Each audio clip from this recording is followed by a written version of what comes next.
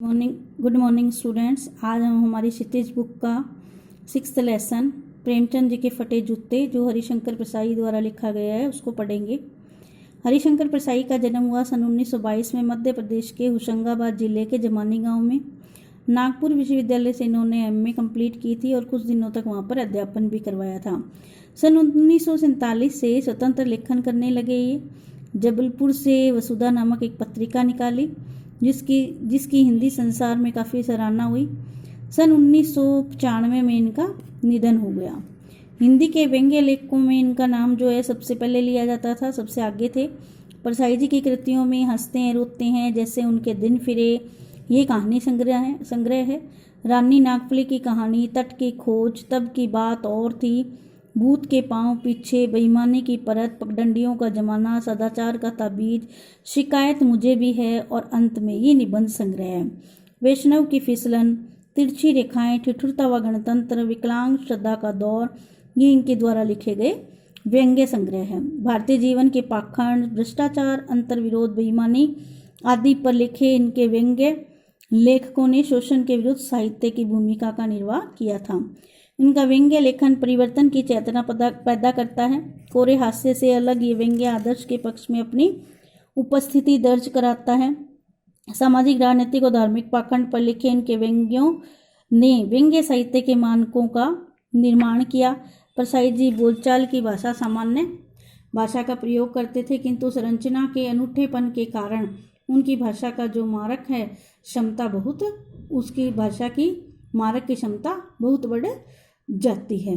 प्रेमचंद के फटे जूते, इस कहानी में हरिशंकर प्रसाई जी ने बताया है कि वो एक दिन जो है प्रेमचंद के एक चित्र यानी उनके फोटो के सामने खड़े थे, तो देख रहे थे कि पत्नी के साथ जो प्रेमचंद जी उन्होंने फ़ोटो खिंचवाई है, उनके सिर किसी मोटे कपड़े की टोपी, सिर पर किसी मोटे कपड़े की टोपी, कुर्ता पहना हुआ है, उन्होंने धोती भी पहनी हुई है और उनकी कनपट्टी जो है वो चिपकी हुई है, गालों की हड्डियां जो है वो उभरी हुई है और घनी घनी मूंछें जो है उनसे चेहरा जो है भरा भरा दिखलाई देता है। पाँव में उन्होंने कैनवास के जूते पहने हुए हैं जिनके बंद यानी उनके फीते या लेसेस बेतरतीब बंधे हुए हैं। लापरवाही से उपयोग करने पर बंद के सिरों पर की जो लोहे की पतरी निकल जाती है और छेदों के बंद डालने में परेशानी होती है, तब बंद कैसे भी कस लिए जाते हैं। तो उस तरीके से उन्होंने देखा कि फोटो में जो प्रेमचंद जी है वो किस तरह से खड़े हैं और किस तरह की उन्होंने पोशाक पहन रखी है और उनकी जो जूते हैं उसके बारे में बताया है। उनके दाहिने पांव का जो जूता है वो तो ठीक है, मगर जो बाएं पांव का जो जूता है उसमें बहुत बड़ा सा एक छेद है जिसमें से एक उंगली भी जो है बाहर निकली हुई है। तो जो लेखक है वो कह रहे हैं कि मेरी दृष्टि यानी लेखक की जो दृष्टि है उस पाँव पर ही अटक जाती है और वो सोच रहे हैं कि फ़ोटो खिंचाने की अगर ये पोशाक है प्रेमचंद जी की तो असलियत में पहनने की कैसी होगी। फिर वो सोचते हैं कि नहीं, इस आदमी की अलग अलग पोशाकें नहीं हो सकती है, इसमें पोशाकें बदलने का गुण ही नहीं है, ये जैसा है वैसा ही फ़ोटो में खिंच जाता है। मैं चेहरे की तरफ देखता हूँ, यानी वो उसके पश्चात वो पहले तो पोशाक की तरफ देखते हैं, फिर जो है वो चेहरे की तरफ देखने लगते हैं। प्रेमचंद जी की जो फोटो है उसमें उनकी चेहरे को देखता है और देखता है कि क्या तुम्हें मालूम है मेरे साहित्य पुरखे की तुम्हारा जूता फट गया है और उंगली बाहर दिख रही है। यानी वो प्रेमचंद जी से फोटो में बात कर रहे हैं, उनको बता रहे हैं कि क्या तुम्हें पता है कि तुम्हारा एक जूता फटा हुआ है और उससे एक उंगली बाहर निकली हुई है और इसका जरा भी तुम्हें एहसास नहीं है, जरा भी तुम्हें लज्जा नहीं है, संकोच नहीं है कि भी तुम इस तरह से फ़ोटो खिंचवा रहे हो। क्या तुम इतना भी नहीं जानते हो कि धोती को थोड़ा नीचे खींच लेने से अंगुली भी ढक सकती थी, मगर फिर भी तुमने चेहरे पर बड़ी बेपरवाही और बड़ा विश्वास है। फोटोग्राफर ने जब रेडी प्लीज कहा होगा तब परंपरा के अनुसार तुमने मुस्कान लाने की कोशिश भी की है। दर्द के गहरे कुएं के तल में कहीं बड़ी मुस्कान को धीरे धीरे खींचकर ऊपर निकाल रहे होंगे कि बीच में क्लिक करके फोटोग्राफ ने थैंक यू कह दिया होगा। विचित्र है ये अधूरी मुस्कान, ये मुस्कान नहीं उसके उपहास है, व्यंग्य है। यानी प्रेमचंद जी की फ़ोटो को देखकर ये सब जो बातें हैं वो उसके यानी लेखक के दिमाग में आ रही है और प्रेमचंद जी से मतलब अपने मन ही मन में इस तरह से बातें कर रहा है। और वो सोच रहा है प्रेमचंद जी जो थे वो किस तरह के थे, उन्हें बड़ी भी लज्जा नहीं आ रही थी फटा हुआ जूता पहनकर फ़ोटो खिंचवाने की। वो चाहते तो अपनी धोती को थोड़ा सा, यानी धोती पहनी हुई उन्होंने, धोती कुर्ता, तो धोती को भी नीचे कर लेते तो शायद वो फटा हुआ जूता ढक जाता, कि शायद इसको फ़ोटो खिंचवानी नहीं आती है या उसकी परंपरा का उनको पता नहीं है। इस तरह से वो जो है सोचता है।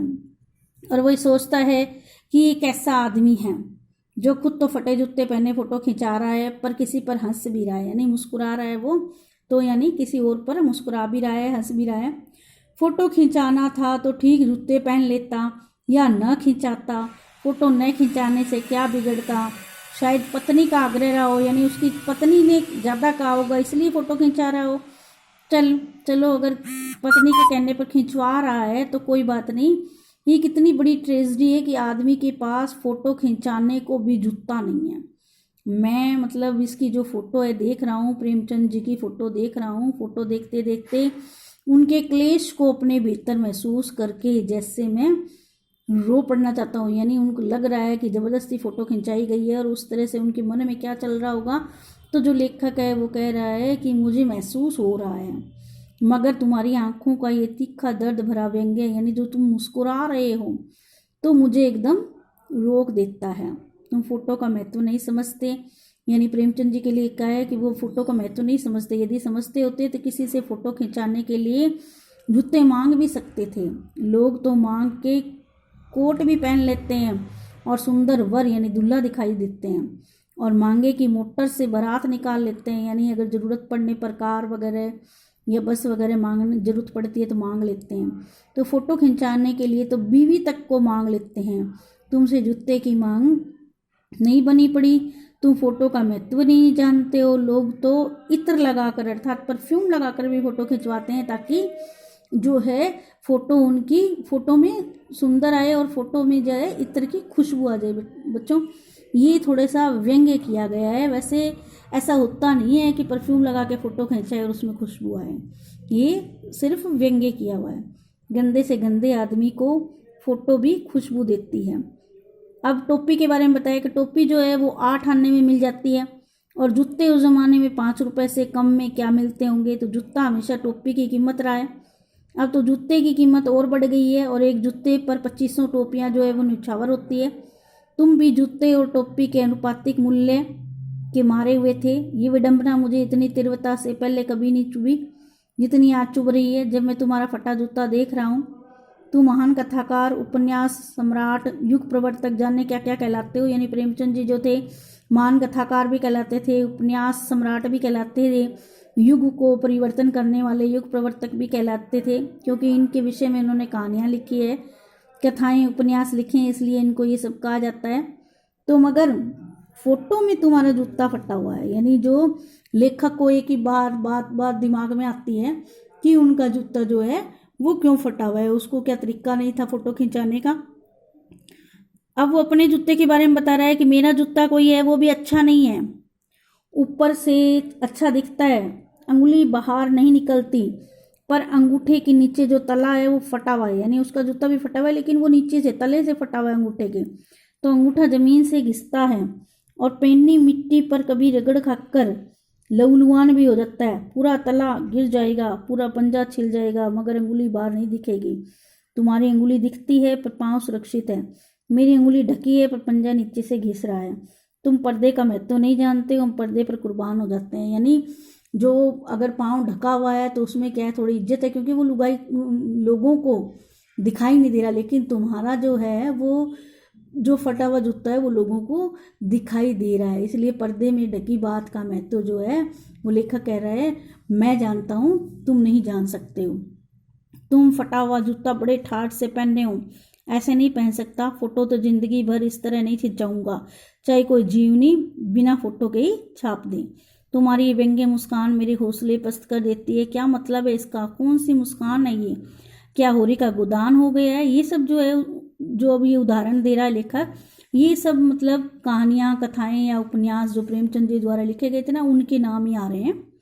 क्या होरी का गोदान हो गया है, तो गोदान भी उनके द्वारा लिखा गया है। क्या पूस की रात में नील गाय हल्कू का खेत चर गई है, क्या सुजान भगत का लड़का मर गया है क्योंकि डॉक्टर क्लब छोड़कर नहीं आ सकते? नहीं, मुझे लगता है माधो औरत के कफन के चंदे की शराब पी गया, वही मुस्कान मालूम होती है। मैं तुम्हारा जूता फिर देखता हूँ कैसे फट गया। ये मेरी जनता के लेखक क्या बहुत चक्कर काटते रहे? क्या बनिए के तगादे से बचने के लिए मील 2 मील का चक्कर लगाकर घर लौटते रहे? चक्कर लगाने से जूता फटता नहीं है, घिस जाता है। कुंभन दास का जूता भी फतेहपुर सिकरी जाने आने से घिस गया था। ये उदाहरण दे रहा है वो। उसे बड़ा पछतावा हुआ। उसने कहा, आवत जात पनैया घिस गई, बीसर हरियो गयो हरि नाम। यानी आते जाते जो है मेरी मतलब पनैया मतलब जूतियाँ जो है घिस गई है, और बिसर गयो हरि नाम जो है मैं अपनी जूतियाँ घिसने के पश्चात राम के नाम को भूल गया हूँ। यानी ये सारे जो दिए हैं वो उदाहरण दिए हैं प्रेमचंद जी को। और ऐसे बुलाकर देने वालों के लिए कहा था, जिनके दिखे दुख उपजत है तिनको करबो परे सलाम। चलने से जूता घिसता है, फटता नहीं। तुम्हारा जूता कैसे फट गया?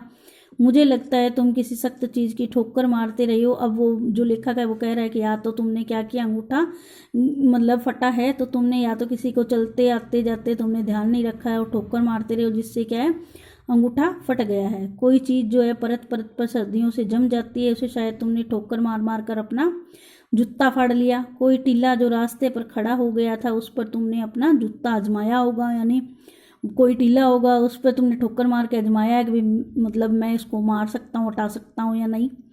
तुम उसे बचाकर उसके बगल में भी तो निकल सकते थे, टीलों से समझौता भी तो कर सकते थे।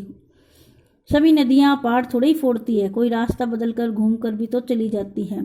तुम समझौता कर नहीं सके। क्या तुम्हारी भी वही कमजोरी थी जो होरी की ले डूबी? वही नेम धर्म वाली कमजोरी। नेम धर्म उनकी भी जंजीर थी।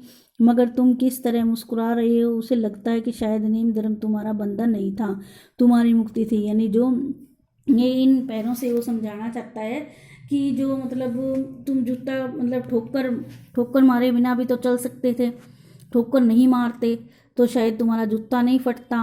और तुम मतलब ये एक कहानी बताई है होरी की कहानी, जो कि होरी जो था वो नेम धर्म वाला था। कहानी में प्रेमचंद जी की कहानी है, उसमें नेम धर्म वाला था। वो नेम धर्म कुछ भी हो जाए चाहे अपने नेम धर्म को नहीं मतलब तोड़ता था। तो इसी कारण जो है लेखक वो प्रेमचंद जी पर व्यंग्य कर रहा है कि तुम भी उसके जैसे ही हो, वो किरदार भी तुमने निभाया है, तो नेम धर्म का पालन कर रहे हो। तुम क्या उसकी तरफ इशारा कर रहे हो जिसे ठोकर मारते मारते तुमने जूता फाड़ लिया? मैं समझता हूँ तुम्हारी अंगुली का इशारा भी समझता हूँ और व्यंग्य मुस्कान भी समझता हूँ। तुम मुझ पर या हम सभी पर हंस रहे हो। यानी इस फोटो में हंसते हुए दिखाया गया है, तो कह रहे हैं तुम हम सब पर हंस रहे हो। उन पर जो उंगली छिपाए और तलवा घिसाए चल रहे हैं, उन पर जो टेले को बरकरार कर बाजू से निकल रहे हैं। तुम कह रहे हो मैंने तो ठोकर मार मार कर जूता फाड़ लिया। अंगुली बाहर निकल आई है पर पाँव बच रहा है। मैं चलता रहा। अगर तुम अंगुली की ढाकने की चिंता में तलवे का नाश कर रहे हो, तुम चलोगे कैसे? मैं समझता हूँ, मैं तुम्हारे फटे जूते की बात समझता हूँ, अंगुली का इशारा समझता हूँ, तुम्हारे व्यंग्य जो मुस्कान है उसको भी मैं समझता हूँ। यानी जो लेखक है वो कह रहा है कि जो तुम इस फोटो में मुस्कुरा रहे हो उसको भी मैं समझ रहा हूँ, और तुमने जूता जो है वो क्यों फाड़ा है उसको भी मैं समझ रहा हूँ। यानी जो तुम्हारी मुस्कान है मैं समझ रहा हूँ कि भी तुम लोगों को देखकर मुस्कुरा रहे हो।